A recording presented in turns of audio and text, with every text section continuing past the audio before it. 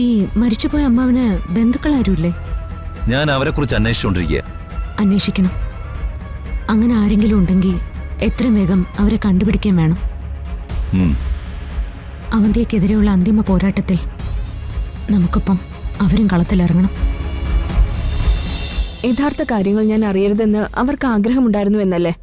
അതൊക്കെ അന്ന് സംഭവിച്ചു പോയതാണ് മാഡം. ഒരു കള്ളം മറയ്ക്കാൻ മറ്റൊരു കള്ളം. അങ്ങനെ കള്ളങ്ങൾ കൊണ്ട് കെട്ടിയ കൊട്ടാരം ഇപ്പൊ തകർന്നു വീണിരിക്കുന്നു. നിങ്ങളുടെ ഈ പ്രശ്നങ്ങൾക്കെല്ലാം കാരണം അതാണ്.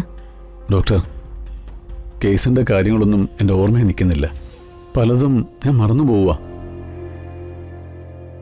കോടതി മുറിയിൽ എൻ്റെ കോൺസെൻട്രേഷൻ നഷ്ടപ്പെടുന്നു. കേസുകൾ പലതും തോറ്റുപോകുമെന്നുള്ള ഭയത്തിലാണ് ഞാൻ. ആങ്സൈറ്റി പലപ്പോഴും ഫ്യൂച്ചറിനെ പേടിച്ചല്ല ഉണ്ടാവുന്നത്, സത്യം പറയേണ്ടി വരുന്ന നിമിഷത്തിനെ പറ്റിയാണ്. 10 വർഷമായി നിങ്ങളുടെ ഭാര്യ മറന്നുപോയ ഓർമ്മകളെക്കാൾ ഇത്രയും നാൾ നിങ്ങൾ മറച്ചുവെച്ച സത്യത്തിനെയാണ് നിങ്ങൾ ഭയക്കുന്നത്. ഡോക്ടർ പറഞ്ഞ സത്യവാ. അവക്ക് ഓർമ്മ തിരിച്ചു കിട്ടുന്ന നിമിഷത്തെ ഓർത്താ ഓരോ നിമിഷവും ഞാൻ ഭയപ്പെടുന്നത്. നിങ്ങളുടെ ഭാര്യയ്ക്ക് ഓർമ്മ തിരിച്ചു കിട്ടുകയാണെങ്കിൽ അത് നല്ലതല്ലേ? എന്തിനാണ് നിങ്ങളും മറ്റുള്ളവരും അതിനെ ഭയപ്പെടുന്നത്? സമൃദ്ധിയുടെ ഭൂതകാലം ഞാൻ എങ്ങനെ ഇവരോട് പറയും? ഞാൻ ഇത്രയും കാലം ഒളിപ്പിച്ചു വെച്ചുവെന്ന് എനിക്കെങ്ങനെ പറയാൻ കഴിയും? അവര് ശരിക്കും നിങ്ങളുടെ ഭാര്യ തന്നെയല്ലേ?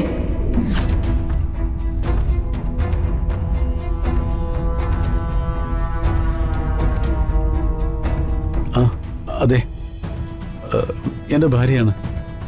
10 വർഷം ഞങ്ങൾ ഒന്നിച്ചാ ജീവിച്ചത്.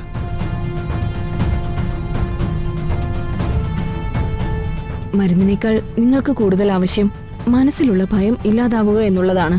അതിന് നമുക്കൊരു സപ്പോർട്ടീവ് തെറാപ്പി സെക്ഷൻ വേണം. എങ്കിലേ നിങ്ങളുടെ ഭയത്തിന്റെ യഥാർത്ഥ ഉറവിടം എന്താണെന്ന് കണ്ടെത്താൻ പറ്റൂ. തൽക്കാലം ഞാൻ 1-2 ടാബ്ലറ്റ് തരാം. ഉറക്കം കുറവാണെങ്കിൽ അത് കഴിച്ചാൽ മതി. ശരി ഡോക്ടർ.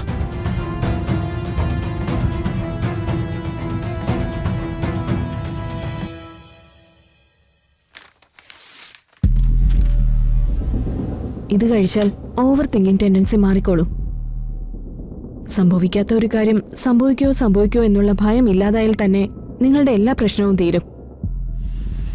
തെറാപ്പി സെക്ഷന്റെ കാര്യം ഞാൻ അറിയിക്കാം. Thank you.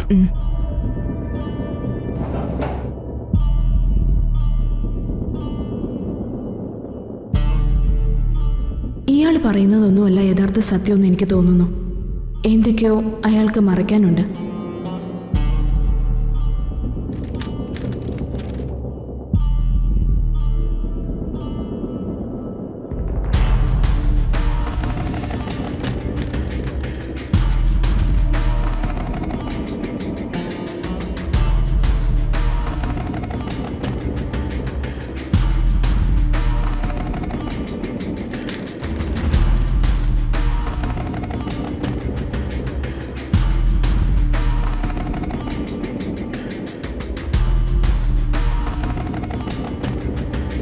ഇതൊക്കെ സത്യമാണോ രാജീവ്? സത്യമായത് കൊണ്ടാണല്ലോ ഞാനിത് വീണ്ടും പൊക്കിയെടുത്തോണ്ട് വന്നത്. അപ്പോ അവന്തിക സ്വന്തം അമ്മാവനെ? അതെ, കൊന്നു. പണത്തിന് വേണ്ടിയുള്ള ആർത്തി. അതിൽ അവന്തികയും അമ്മാവനും പരസ്പരം മത്സരിക്കുകയും ചതിക്കുകയും ചെയ്തു. ഒടുവിൽ ജീവൻ തന്നെ ഇല്ലാതാവും തോന്നിയപ്പോ അവന്തിക സ്വന്തം അമ്മാവനെ തന്നെ അങ്ങ് തീർത്തു.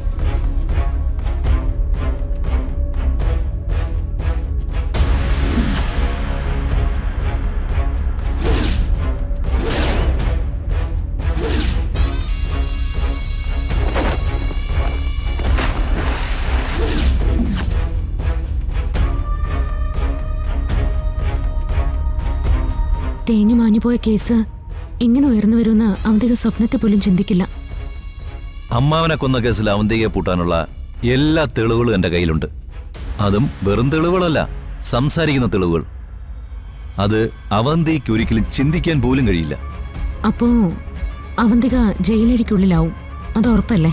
അവന്തികയെ പോലുള്ള ഒരു വിഷപ്പാമ്പിനടിക്കുമ്പം പത്തിക്ക് തന്നെ അടിച്ചു വീഴ്ത്തണം. പിന്നീട് തലപൊക്കാൻ അവസരം കൊടുക്കരുത്. അതിനുള്ള സമയം മാത്രമാണ് ഇനി നമുക്കുള്ളത്. ഈ മരിച്ചുപോയ അമ്മാവന് ബന്ധുക്കളാരുമില്ലേ? ഞാൻ അവരെക്കുറിച്ച് അന്വേഷിച്ചുകൊണ്ടിരിക്കുക. അന്വേഷിക്കണം. അങ്ങനെ ആരെങ്കിലും ഉണ്ടെങ്കിൽ എത്രയും വേഗം അവരെ കണ്ടുപിടിക്കാൻ വേണം. അവന്തിക്കെതിരെയുള്ള അന്തിമ പോരാട്ടത്തിൽ നമുക്കൊപ്പം അവരും കളത്തിലിറങ്ങണം.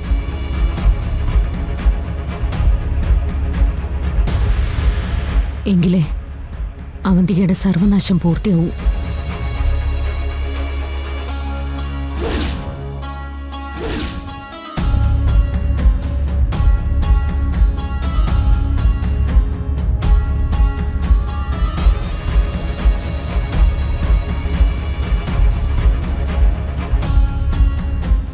എന്നാലും ഇങ്ങനെ കാണാമറിയത്തിരുന്ന് നമ്മളെ സഹായിക്കുന്നത് ആരായിരിക്കും?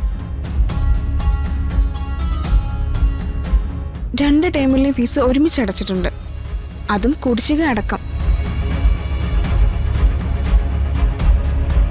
അത് കേട്ടപ്പോ എന്റെ തല ഇറങ്ങിപ്പോയി. സത്യം പറഞ്ഞ അമ്മുക്കുട്ടി ഇന്ദുവും കൂട്ടുകാരെ വിട്ട് വേറെ സ്കൂളിലേക്ക് പോകുന്നതിൽ വലിയ വിഷമത്തിലായിരുന്നു. ഫീസ് അടച്ചല്ലോ, അപ്പൊ ഇനി ഞങ്ങള് വേറെ സ്കൂളിലേക്ക് പോണോ? ഇനി എന്തായാലും നിങ്ങളെ മാറ്റുന്നില്ല. അല്ല, നമ്മളെ സഹായിക്കുന്ന ആളെന്തിനാ ഇങ്ങനെ മറിഞ്ഞിരിക്കുന്നെ?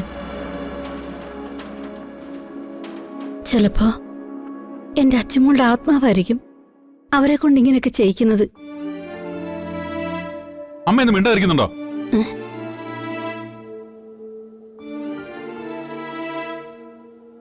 അമ്മയോട് ഞാൻ പലതവണ പറഞ്ഞതാ ഇങ്ങനെയുള്ള കാര്യങ്ങൾ ഈ വീട്ടിൽ പറയരുതെന്ന്. അർച്ചന മരിച്ചെന്ന് അമ്മയോട് ആരെങ്കിലും വന്ന് പറഞ്ഞോ? ഫീസ് അടച്ചത് ആത്മാവാണ് പോലും. പിന്നെ ആത്മാവിന് അതല്ലേ പണി.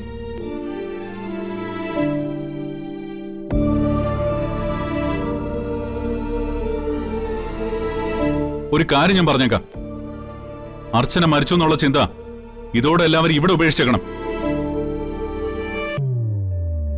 അർച്ചന മരിച്ചിട്ടില്ല, ജീവനോടുണ്ട്.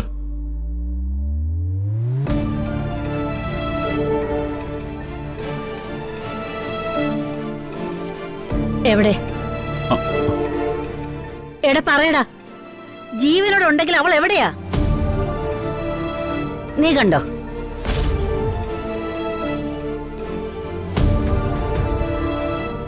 അമ്മേ, ഞാൻ കാണാത്തൊക്കെ അവിടെ നിൽക്കട്ടെ. പക്ഷെ എന്റെ അർച്ചന മരിച്ചുപോയെന്ന് ഇനി ആരും ഈ വീട്ടിൽ മിണ്ടിപ്പോവരുത്. അതെനിക്കിഷ്ടമല്ല.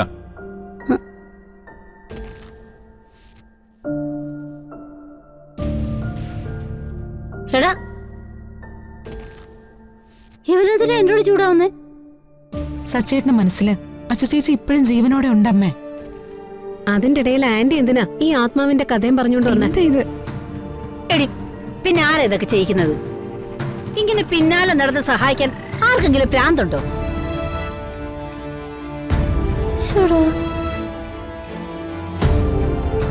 ഇനിയിപ്പോ ആയിഷ ചേച്ചി ആയിരിക്കോ?